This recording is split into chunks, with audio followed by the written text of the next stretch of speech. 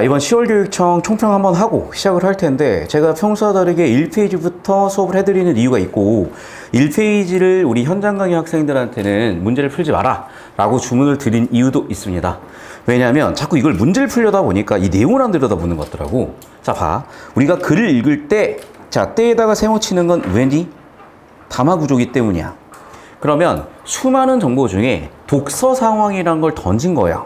그럼 독서 상황에서 우리는 뭐 하는 거니? 의미를 구성하는 독해라는 목적을 가지고 읽어 나갈 텐데, 제일 중요한 건 뭐야? 문자 해독이 1단계라는 거예요.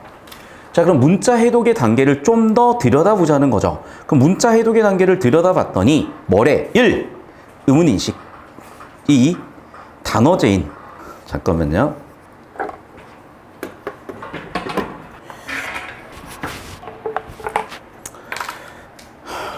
다시 1. 의문인식. 2. 단어제인. 3. 읽기 유창성이 뭔지 보셔야 되겠죠.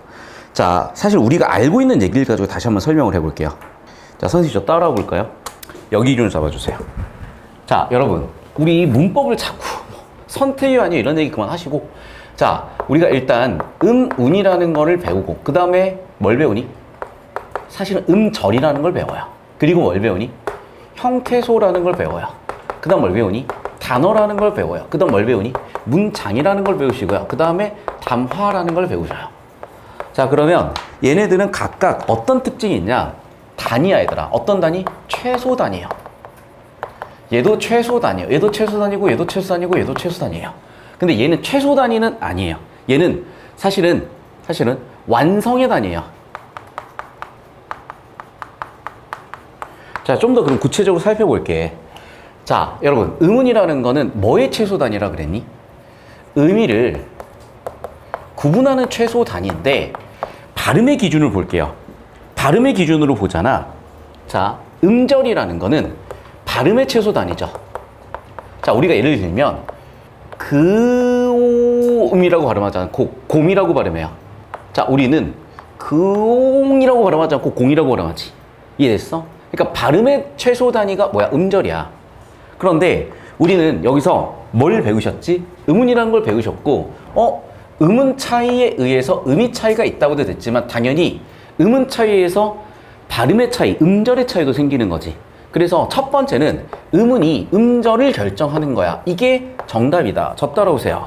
저 따라오세요. 저 따라오세요. 이번에 1번. 뭐가 틀렸죠? 뭐가 틀렸니? 봐. 음운을 음절에 따라 달리 발음할 수 있다. 잘 들어, 얘들아. 음절에 따라 음운이 달라지는 거니, 음운에 따라 음절의 발음이 달라지는 거니? 후자죠. 이게 지문 내용이죠. 선지죠. 그래서 1번 선지 틀린 이유가 바로 확인되시죠. 자, 발췌독이라는 걸 빨간색 형광펜 해보자면, 음운과 음절 어떤 관계라고? 2단락이 나와 있을 겁니다. 그래서 어떻게? 음운에 따라서 뭐라고? 음절이 발음된다. 다시 뭐라고요? 음운에 따라서 음절이 발음이 된다. 여기까지 되셨니? 음절에 따라서, 다시 음운에 따라서 음절이 발음이 된다. 이게 뭐라고? 그래, 주제 첫 번째 음운 인식이라니까. 두 번째는 단어 제인이라니까. 자, 여기까지 되셨어? 자, 다시 이쪽으로 와볼게요. 여기 끝으로 잡아주시면 돼요. 여기 끝으로 잡아주십시오. 여기 끝으로. 자, 그럼 봐, 여러분. 자, 그러면 우리는, 자, 이 지문 기준으로 보잖아. 여기 끝으로 잡아주시면. 지문 기준으로 보시자면, 기억을 했어. 기억이 뭐라고? 음운 인식이야. 자, 우리가 음운이라는 것을 인식하는 것은 어떻게 간다? 네. 첫 번째, 운을 바탕으로 음절을 인식을 하고, 음절 단위는 발음 단위니까 음운을 바탕으로 음절 또는 발음을 인식하는 단계를 의미하는 거야. 자, 그래서 음운 인식이라는 단계는 뭐라고? 음운에서 음절을 발음하는 단계까지 가. 그런데 이 이전 단계가 있죠. 그 이전 단계는 사실은 뭐야? 문자 해독이야. 그러니까 즉 문자나 기호를 인식하는 거죠. 문자나 기호를 인식해서, 문자나 기호, 이게 미음이라는 걸 인식을 해야 음운이 인식이 될 거 아니야. 이해됐어? 그래서 다시 좀 더 뜯어보자면, 문자나 기호 인식을 바탕으로 음운 인식을 하게 될 것이고, 그 음운 인식이라는 건 음을 바탕으로 음절, 발음 단위를 인식한다야. 여기까지 이해되셨죠? 자, 그런데 여기서 끝나는 게 아니라 우리는 형태소라고, 형태는 뭐라고 배우셨니? 의미를 형성하는 최소 단위라고 배우셨죠. 자, 그러면 여러분, 의미를 형성하는 최소 단위다. 단어는 의미를 전달하는 또는 자립하는 최소 단위다. 여기까지 배우셨니? 여기까지 정리되셨니? 자, 봐. 그럼 이제 이 다음 단계는 형태소나 단어 단위에 대한 인식이지. 그걸 이 글에서 뭐라고 했어? 뭐라고 했어? 니은 단어 제인이라고 하잖아. 걔들이 생각나는데 안 할게요. 그럼 봐. 단어 제인은 뭐라 그랬어? 발음과 뭐가 같다는 걸 인식을 해라. 의미가 같다는 것을 인식을 해라. 됐니? 여기까지? 됐어? 자, 그럼 봐. 여기서 사실 끝나는 게 아니라 문장 단위와 담화 단위까지 가셔야 되잖아. 근데 이 질문을 어디서 끝내버렸어? 여기서 끝내버렸어. 이유는 불량상이야. 그럼 뒤쪽 내용은 나중에 다른 이론으로 다루겠지. 그러니까 내가 여러분한테 자꾸 강조하는 게 뭐냐? 2단위, 2단위, 2단위, 2단위를 차근차근 하셔야 되는 건데 이게 한국어 모국어화자는 이걸 인식을 안 해요. 그냥 하지. 그러다 보니까 내가 오늘 딱 1학년 수업 때 이걸 수업을 하고 뭘 수업했냐? 영어로 수업했어. 애들이 갑자기 그러는 거야. 선생님 영어가 존나 좋은데요? 영어 강사하셔야 되겠는데요? 그러는 거야. 얘들아 다시 한번 얘기할게. 국어나 영어나 어차피 같은 언어야. 그런데 어떤 차이가 있는 거냐? 모국어 화자는 알아서 돼, 직관적으로. 그러니까 이걸 굳이 설명하는 거에 대해서, 굳이 짚어보는 거에 대해서 되게 거슬려 해요. 특히 여러분 좀 고3이 되시면. 그런데 영어 같은 경우는 모국어 아니잖아. 그러니까 영어를 예시로 들어주니까 애들이 뻑 가더라고. 고3들 잘 모르겠어요. 그걸 할 수 있을지 없을지. 근데 일단 여기까지 하시는 거고. 그래서 이제 제가 자꾸 얘기하는 게 뭐야? 문장 단위에 뭘 처리해라? 문장 구조 처리해라. 뭘 처리해라? 담화 구조 처리해라.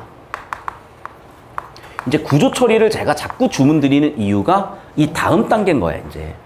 그러니까 우리가 여기서부터 차근차근 이어간다는 이런 이론이 확립돼야 되는데 모르겠어요. 배경은.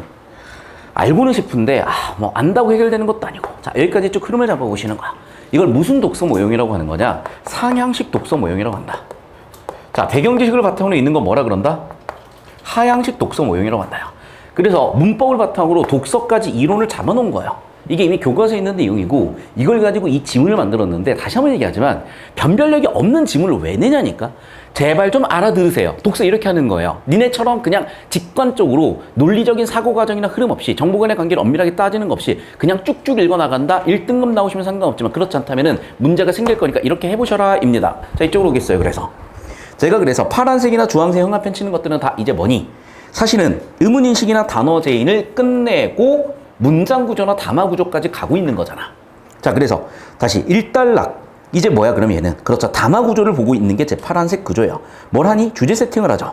주제는 뭐니? 글을 읽는 거예요. 글을 읽는 건 뭐야? 의미 구성 행위야, 얘들아. 의미를, 자, 봐봐. 글을 읽는다, 문해한다고 표현하잖아. 정확하게 뭐 한다고 표현하니? 의미를 구성한다고 표현해요.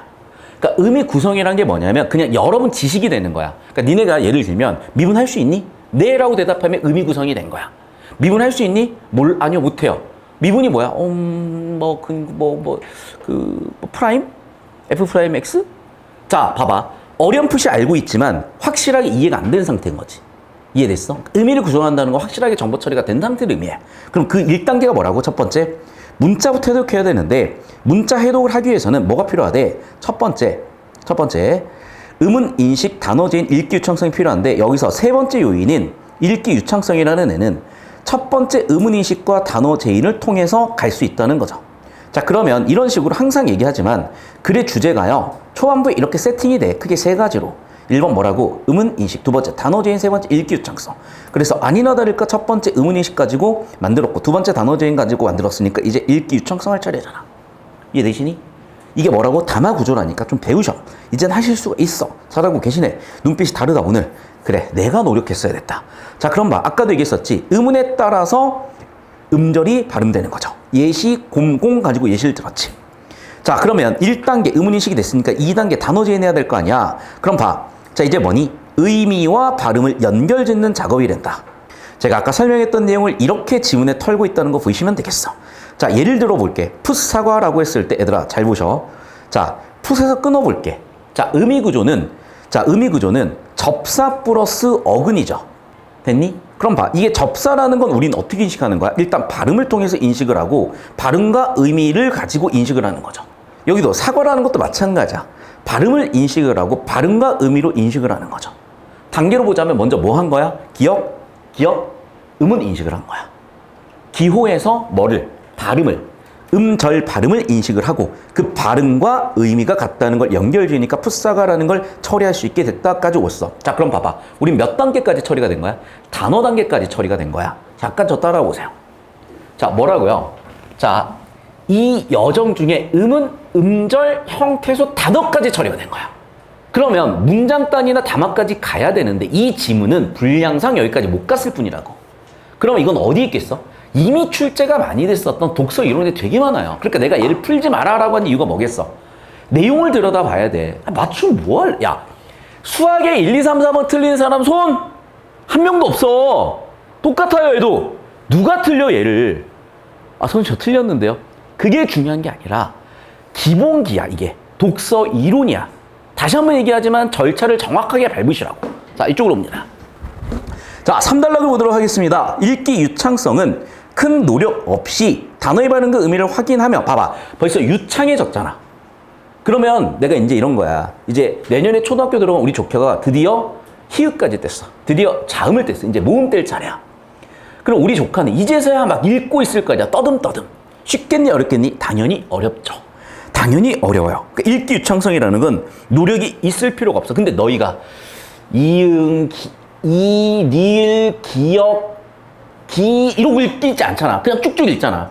심지어 여러분 익숙해지면 어떻게 돼? 그냥 찍듯이 탁 읽어버려요.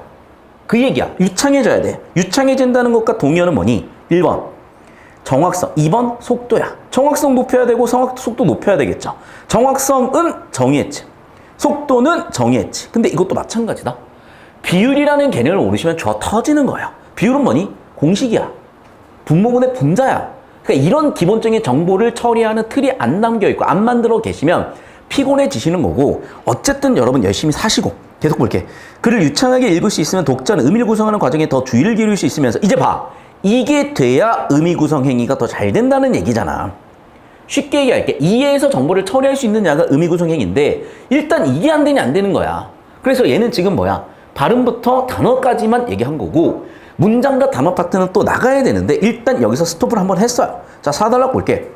독자가 글을 낭독할 때 드러난 오류에 대해서 4가지 유형을 했는데 첫 번째는 첨가, 두 번째는 생략, 세 번째는 반복, 네 번째는 대치인데, 야, 어머나 이게 또 어디서 봤던 개념어들이니? 문법에서 봤던 개념어들이라니까. 선생님 저는 문법 선택자가 아닌데요 같은 얘기 좀 그만하시라는 얘기입니다. 맞잖아. 자, 문법에서 무슨 첨가가 있어? 니은 첨가 있죠. 이 모음 첨가가 있죠. 자, 두 번째 생략은 뭐야? 그렇지. 자음분단 소나 같은 탈락이겠지. 그 다음에 대치는 뭐겠어? 교체를 얘기하는 거겠지. 이해됐어? 그래서 평가원에서도 이미 이런 용어를 통일시키려고 하고 있고 문법에서 쓰이는 용어와 독서에서 쓰이는 용어도 이제 다듬어가고 있는 과정인데 아직은 좀 멀었어요. 그러니까 평가원이 멀었다는 게 아니라, 야, 사실상 우리나라의 국어 교육은 30년밖에 안 됐다니까. 수학은요, 피타고라스 그 이전에도 있어. 수학은 수천 년 됐다고. 역사가 달라서 어쩔 수가 없는 거야. 자, 5단락 가.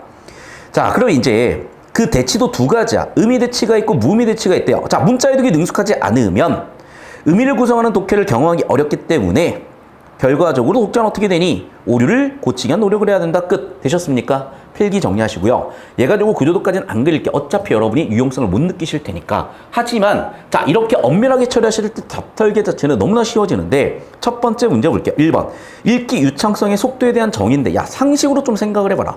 속도는 뭐냐? 단위시간당 이동 거리 같은 거 또는 단위시간당 변화 위치 같은 걸로 이미 배우셨지. 어떻게 비율이겠어? 아무리 봐도 얘는 정확성이지. 이해됐어? 1번 선지는 정확성이야. 속도가 아니라. 2번 선지. 유창성 같은 독자는 당연히 의미 구성을 좀 더 잘할 수 있죠. 왜? 글 읽고 있는데 에너지를 안 빨리니까.